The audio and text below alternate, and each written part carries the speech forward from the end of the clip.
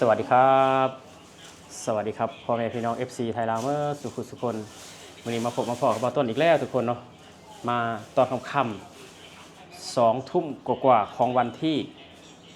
13มีนาคมปีพศ2568ทุกคนเนาะวันนี้กับบอต้นกับสิมีข่าวดีมาบอกพี่บักน้องสำหรับแรงงาน3สัญชาติเนาะลาวเมียนมาและก็กัมพูชารัฐบาลประเทศไทยเพิ่นใจดีเพิ่นผ่อนผันให้แรงงาน3สัญชาติที่มีใบอนุญาตถูกต้องเนาะหรือว่ามีบัตรแรงงานนั่นเองเนาะส่งสงกรานต์วันที่1เมษาหาวันที่15พฤษภาแม่นเดินทางเข้าออกประเทศไทยแบบบ่ได้หักษาหรือว่าบ่ได้เสียเงินค่ารีเอนทรีเพอร์มิทนั่นเองทุกคนเนาะหรือว่าบ่ได้หักษาสิทธิ์คือว่าง่ายซะบ่ได้หักษาสิทธิ์หากซาซิดก็ชีตกอยู่ประมาณ1,000 กว่าบาททุกคน1,000 กว่าบาทถ้าหากซาซิดเนาะอันนี้แม่นในช่วงวันที่1เมษาหาวันที่15พฤษภาคุณต้องออกวันที่1เมษาและกลับเข้ามาก่อนวันที่15พฤษภาจริงบ่ได้เสียเงินหักซาซิดหรือว่ารีเอนทรีเนาะทุกคนเพอร์มิทนั่นเองถือว่าเป็นข่าวดีสำหรับคนที่สิเมื่อเยี่ยมพ่อเยี่ยมแม่หรือว่าเมื่อลิ้นประเพณีสงกรานต์คือว่าประเพณีอยู่ลาวก็คือมีบุญปีใหม่ลาวแต่ว่าคาเขมรเนี่ยบ่ฮู้ว่าเขาฮ้องจะได้สงกรานต์เนาะทุกคนแต่ว่าอยู่สปปลาวคือว่าฮ้องบุญปีใหม่ลาวบางคนรุ่นใหม่ก็สิฮ้องสงกรานต์เนาะแต่ว่าผู้เฒ่าผู้แก่คนรุ่นเก่าก็คือสิฮ้องบุญปีใหม่ลาวคือพ่อบ่ต้นหรือว่าป้าบ่ต้นก็สิฮ้องปีใหม่ลาวแต่ว่าคนรุ่นใหม่ก็สิฮ้องเรียกสงกรานต์ทุกคนประเพณีก็ลิ้นคือกันกับประเทศไทยเนาะสงน้ำพดน้ำผู้เฒ่าผู้แก่คือกันทุกคนก็เป็นข่าวดีเนาะสำหรับแบบแรงงานเฮาคนใดที่ได้เมื่อเนาะสำหรับบ่ต้นเลยแม่นบ่ได้เมื่อทุกคนบ่ต้นแม่นบ่ได้เมื่อเนาะบ่ต้นสิเมื่อก่อนสงกรานต์บ่ต้นสิเมื่อวันที่25เดือนนี้ทุกคนแต่สงกรานต์ก็คือบ่ต้นบ่มักเมื่อช่วงสงกรานต์ทุกคนมันร้อนเมื่อช่วงสงกรานต์มันร้อนอยู่บ้านนอกกับร้อนอยู่กรุงเทพมันแตกต่างกันเนาะฮ้อนอยู่บ้านนอกนี่ฮ้อนอะไรอร่อยทุกคนแต่ว่าฮ้อนอยู่กรุงเทพมันก็อีกแบบนึงเนาะการเล่นสงกรานต์อยู่กรุงเทพหรือว่าเล่นสงกรานต์อยู่ในเมืองอยู่ในกรุงเทพมหานครบ่ต้นก็มักกว่าอยู่บ้านนอกคือบ้านบ่ต้นก็ถนนก็ยังบ่ได้ปูคอนกรีตทุกคนมันก็อยากเป็นฝุ่นเป็นตมเป็นหยังเวลาถึกน้ำเนาะแต่อยู่ในกรุงเทพก็ปูเพิ่นถนนบ้านเพิ่นปูคอนกรีตมาแล้วการเล่นน้ำก็มันคือว่าเปียกแบบสะอาดว่าง่ายซะบ่ต้นมักเนาะโดยเฉพาะแม่นอยู่ในบอนบ่ต้นอยู่ม่วนทุกคนม่วนแฮงเนาะคนไทยนี่คือลิ้นสงกรานต์นี่ลิ้นม่วนเนาะบ่ต้นยอมรับว่าม่วนยอมรับคือว่าโอ้โหคนไทยเขาลิ้นแบบสุภาพทุกคนลิ้นสุภาพลิ้นม่วนก็ม่วนแบบสุภาพบ่ต้นนี่บ่ต้นลิ้นแต่ละปีเนี่ยบ่ต้นบ่ได้ลืมเหล้าลืมเบียร์ได้แต่ว่าม่วนทุกคนม่วนแห้งเนาะถือว่าบ่ได้อาศัยแบบแอลกอฮอล์ดื่มให้เมาแล้วม่วนแต่อันนี้คือบ่ได้กินหยังก็คือว่าม่วนแบบว่าประเทศไทยผลิตแบบสุภาพที่สุดทุกคนเนาะสุภาพก็เป็นข่าวดีเนาะบ่ต้นก็อยากขอบคุณทางรัฐบาลไทยเนาะที่เพิ่นมองเห็นสิ่งเล็กๆน้อยๆเนาะแรงงานต่างด้าวถึงว่าบ่ได้แม่นประชากรบ้านเพิ่นแต่ว่าเพิ่นเห็นความสำคัญทุกคนเนาะบ่ต้นบอกเลยว่ารัฐบาลไทยนี่หูตาเพิ่นเสียบขาดเนาะหูตาเพิ่นสว่างเพิ่นมองเห็นแบบสิ่งเล็กๆน้อยๆให้ความสำคัญเนาะเพราะว่าแรงงานเหล่านี้แหละซอยขับเคลื่อนเศรษฐกิจบ้านเพิ่นทุกคนเนาะน้ำพึ่งเรือเสือพึ่งป่าเนาะแรงงาน3สัญชาติก็พึ่งประเทศไทยเพื่อให้อิ่มปากอิ่มท้องเพื่อให้มีอนาคตรัฐบาลไทยเพิ่นก็เพิ่งแรงงาน3สัญชาติเพื่อให้เศรษฐกิจบ้านเพิ่นก้าวต่อไปเนาะแต่จะมีแรงงานบางคนว่ากรุงเทพถ้าว่าแรงงานบ่มาสร้างตึกถนนมันสิไปได้ซั่นนี่บ่อย่าว่าเป็นนั้นทุกคนมันบ่ดีเนาะน้ำพึ่งเรือเสือพึ่งป่าสำหรับบ่ต้นก็ขอบคุณเนาะทุกคนสำหรับรัฐบาลไทยหรือว่าประเทศไทยเพิ่นเห็นคุณค่าของแรงงานเนาะคุณค่าของแรงงานนี่แหละทุกคนสิ่งที่รัฐบาลประเทศเพิ่นเอาใจใส่ เพิ่นเอาใจใส่คนในประเทศเพิ่นแล้วเพิ่นยังเอาใจใส่แรงงานต่างดาวแบบพวกเฮาบ่ต้นก็อยากขอบคุณเนาะสำหรับบ่ต้นแล้วแม่นบ่ได้กลับแต่ว่าบ่ต้นก็ขอบคุณแทนคนที่ได้กลับเมื่อหาพ่อหาแม่บางคนก็เนาะเงิน1,000 กว่าบาท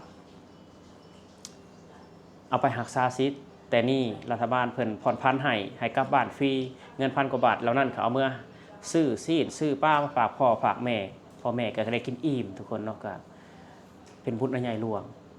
สำหรับแรงงานลาวเฮาแล้วปีที่แล้วเพิ่นก็นโยบายแบบนี้ทุกคนปีนี้เพิ่นก็นโยบายแบบนี้อีกเนาะบ่ต้นเชื่อว่าปีหน้าเพิ่นก็มองเห็นคุณค่าของแรงงานคือเก่าเนาะถ้าว่าเพิ่นผ่อนผันอีกปีหน้าบ่ต้นก็สิได้ไปเลยทุกคนบ่ต้นก็สิใช้สิทธิ์ฟรีวีซ่าหรือว่าฟรีรีเอนทรีสักครั้งหนึ่งเนาะเพราะว่า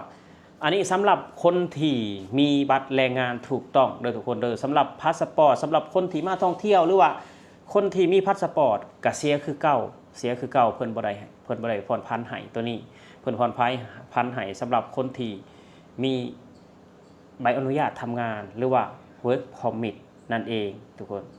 เนาะถ้าคนใดที่เมื่อแบบในระยะเพิ่นบ่ได้ผ่อนผันให้ก็คือเสีย 1,200 บาทสำหรับบ่ต้นเมื่อช่วงปีใหม่เสีย 1,200 บาททุกคนเนาะอันนี้คือเฮารักษาสิทธิ์ไว้เนาะถ้าว่าเฮาบ่เสีย 1,200 บาทก็ถือว่าเฮาสละสิทธิ์บัตรwork permit ของเฮาหรือบัตรแรงงานของเฮาถือว่าสละสิทธิ์ถือว่าขาดไปเลยทุกคนอันนี้เฮารักษาสิทธิ์ไว้คือ 1,200 บาทเจ้าสิเมื่อจักมือก็แล้วแต่เนาะถ้าบ่แม่นช่วงเพิ่นผ่อนผันให้เฮาเสีย200 บาท 1,200 บาทเฮาก็เมื่อกลับบ้าน4เดือน5เดือนกลับมาก็ไปอนุญาตทำงานของเฮาก็ยังคือเก่าทุกคนเนาะยังคือเก่าแต่อันนี้เพิ่นให้กำหนดให้1เมษาถึง15พฤษภาคมถือว่า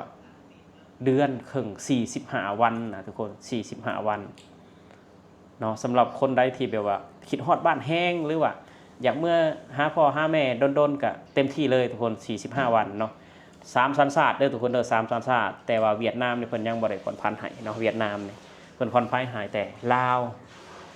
เมียนมากัมพูชาเนาะดีใจบ่ทุกคนสำหรับแรงงานเนาะดีใจบ่ที่รัฐบาลไทยเพิ่นเห็นคุณค่าของคนตัวน้อยๆแบบพวกเฮาเนาะบ่ต้นนี่ดีใจได้บ่ต้นดีใจแฮงเนาะสิ่งที่คนหนึ่งที่บ่ได้เคยได้รับในช่วงเทศกาลสงกรานต์นี่บ่ต้นบ่ฮู้ว่าคนแรงงาน3สัญชาตินี่สิเดินทางออกจากประเทศไทยเพื่อเมื่อลิ้นประเพณีสงกรานต์หรือว่าเมื่อกราบไหว้พ่อแม่จักพันคนจักแสนคนเนาะทุกคนถ้าว่ารัฐบาลไทยเพิ่นเก็บตามปกติคนละ 1,200 บาท 1,200 บาททุกคนฮู้ว่าเงินมันจักสิ100 ล้านเนาะทุกคนแต่ว่าเพิ่นบ่สนใจกับเงินเหล่านั้นทุกคนเพิ่น